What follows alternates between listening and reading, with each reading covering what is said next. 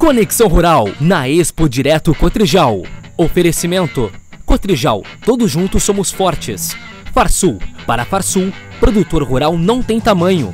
Fecoagro, um trabalho de união do cooperativismo gaúcho. Sindag, a força do agro tem as asas da aviação agrícola. OABRS, na defesa permanente da advocacia gaúcha. E Fortral New Holland, linha TX de colheitadeiras. A alta performance em qualquer terreno.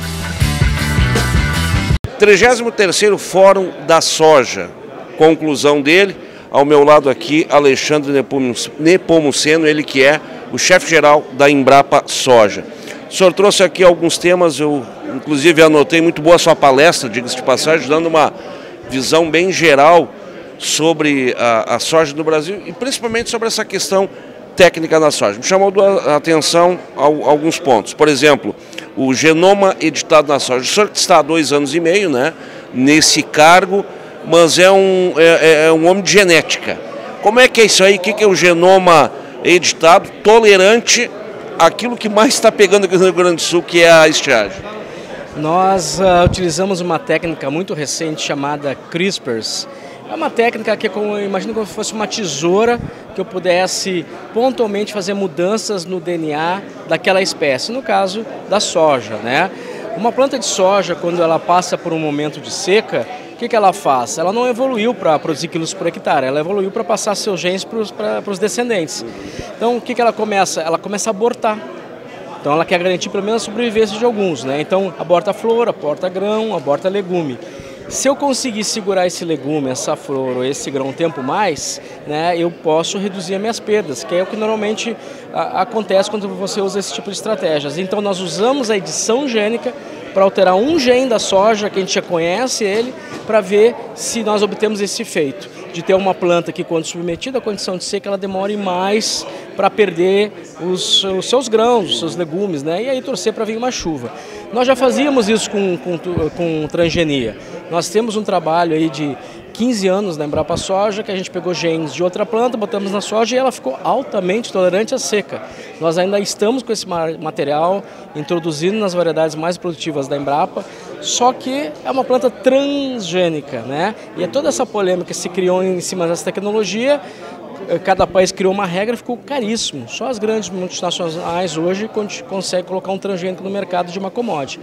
Com a edição gênica está sendo diferente. Como você manipula o DNA da própria espécie, você não adiciona genes de outra, o mundo inteiro, a legislação nos Estados Unidos, no Brasil, na Argentina, recentemente na Europa, agora em fevereiro, a China o ano passado, né, a Austrália, Japão, estão dizendo, não, quando você faz mutações pontuais, com precisão, usando essas técnicas de precisão, analisando caso a caso, pode ser considerado como uma planta convencional, né? Se eu posso fazer isso como eu fazia no melhoramento clássico, usando outras técnicas, né?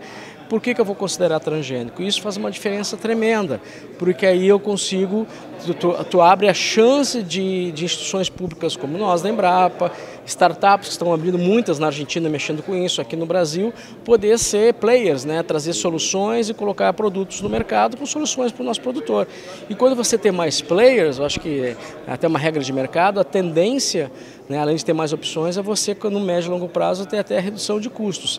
Então, essa é uma revolução que está acontecendo na genética no mundo, né, da edição gênica, né, e aqui no Brasil, uma legislação recente da Comissão Técnica Nacional de Biossegurança, agora de 2018, sobre essa legislação foi analisada essa soja editada da Embrapa Soja, e onde a gente desligou esse gene que está envolvido em intolerância seca. Agora, com essa posição da CTN-Bio, a gente pode testar no campo, podemos introduzir no nosso programa de melhoramento, se assim a gente decidir, mas primeiro a gente quer confirmar a nível de campo se realmente as plantas ficaram mais tolerantes.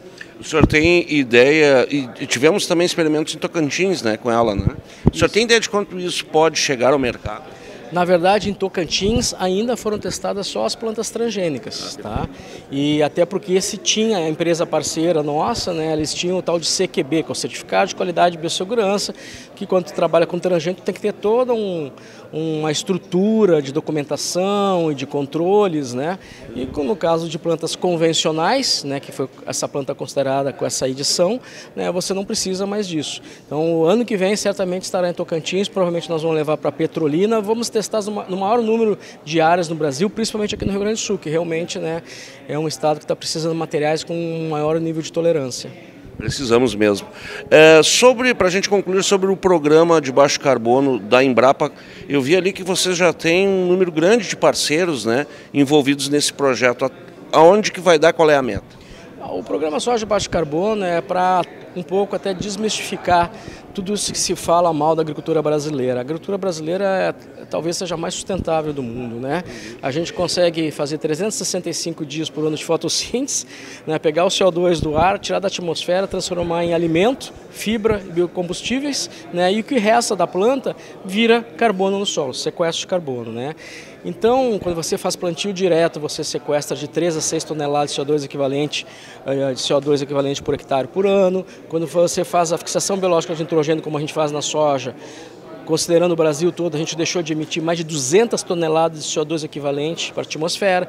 Quando você faz o manejo integral de pragas, e lá no Paraná, por exemplo, a gente reduziu pela metade o uso de inseticidas, metade do tempo você usou trator, consumindo diesel e assim por diante. Então, o que a gente está fazendo no programa é parametrizar, transformar em parâmetros que podem ser medidos e validados, né, e os produtores que usarem as melhores práticas, né, eles poderão ter esse selo, né, que depois pode ser usado para várias coisas, conseguir um mercado específico, de repente um financiamento mais barato, ou talvez mais lá adiante, como nós já estamos vendo numa outra tecnologia da Embrapa, que é a carne carbono neutro, produtores recebendo créditos de carbono, né? Não sei se isso vai acontecer com a soja, mas existe uma tendência assim que a gente possa evoluir e preparar para isso aí.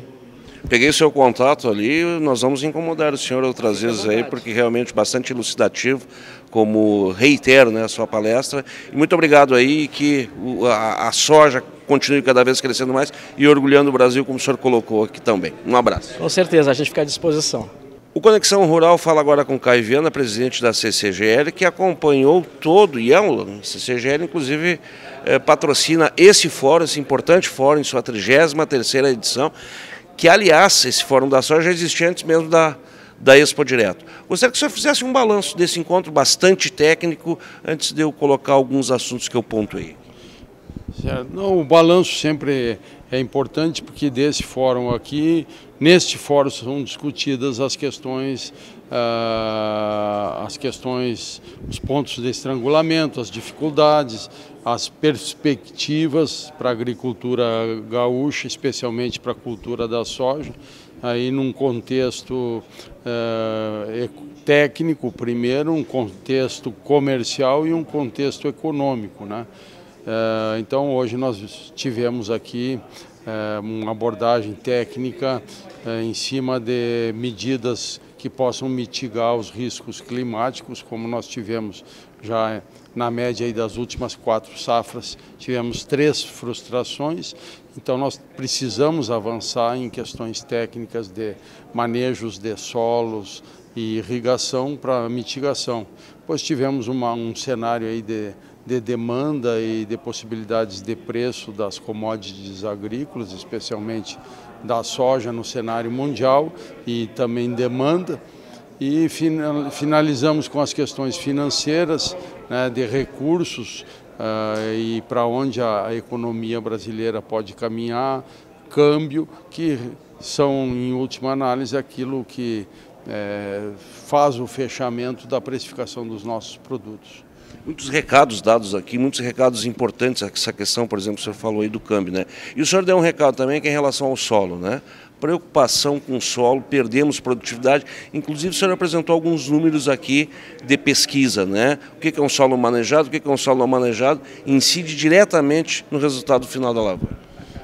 Sim, nesse fórum, especialmente essas coisas. Tem algumas questões que dependem de nós que eu falo é do setor, do produtor, da cadeia do agronegócio, das cooperativas, das entidades de pesquisa, de políticas públicas também.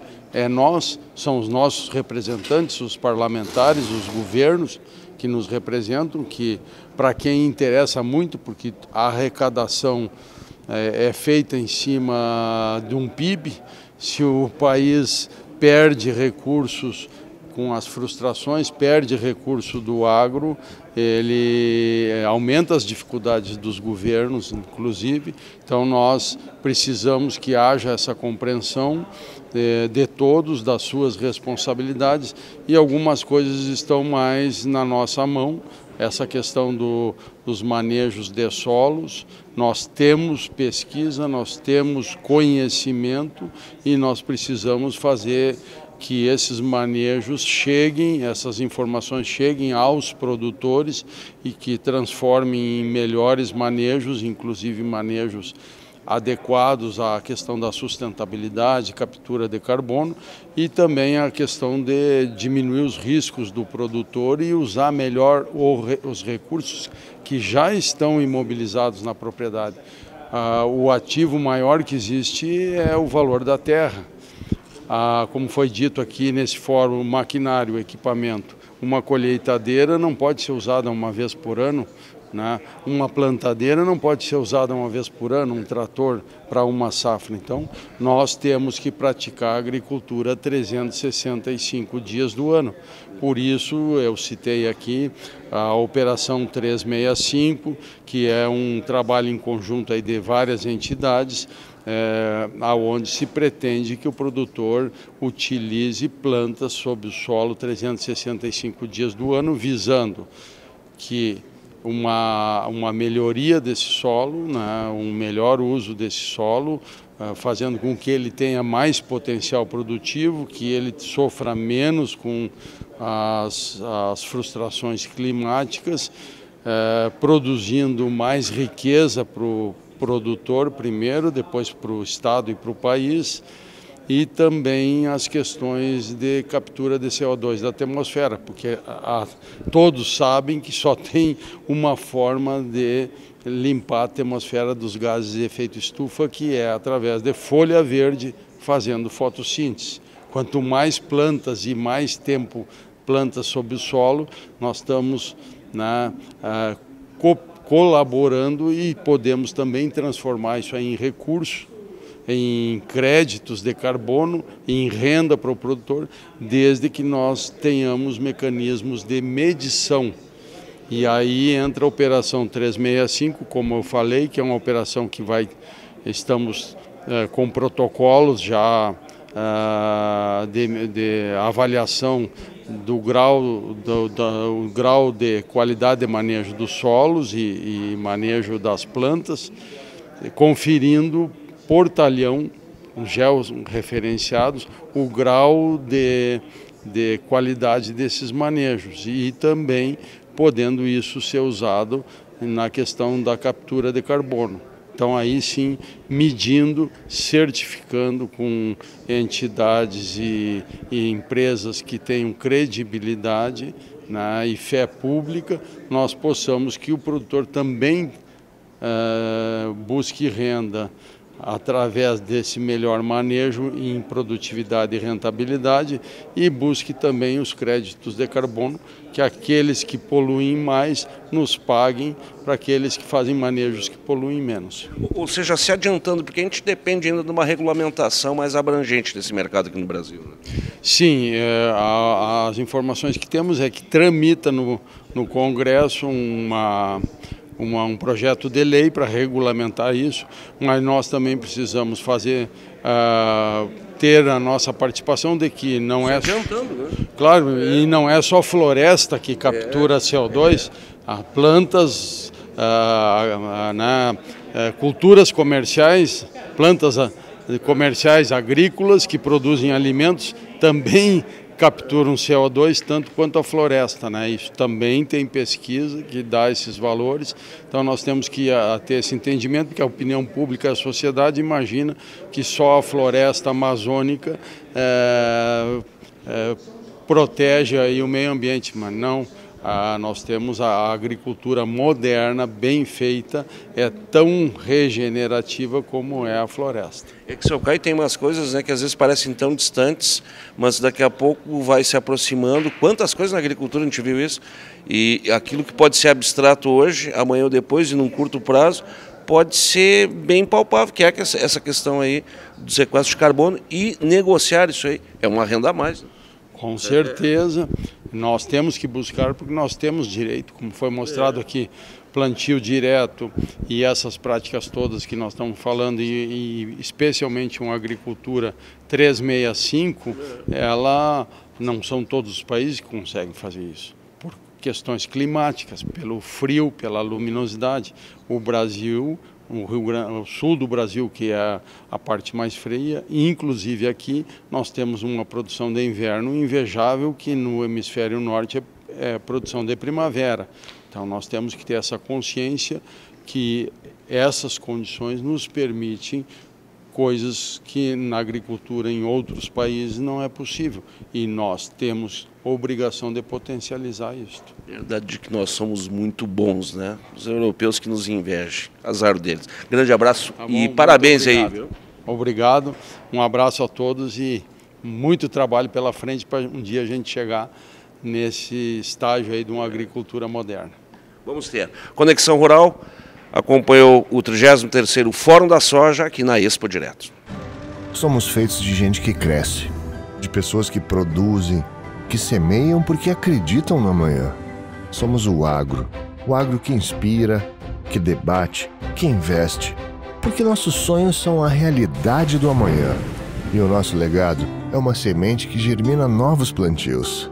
Expo Direto Cotrijal 2023, de 6 a 10 de março, em Não Me Toque. Realização Cotrijal.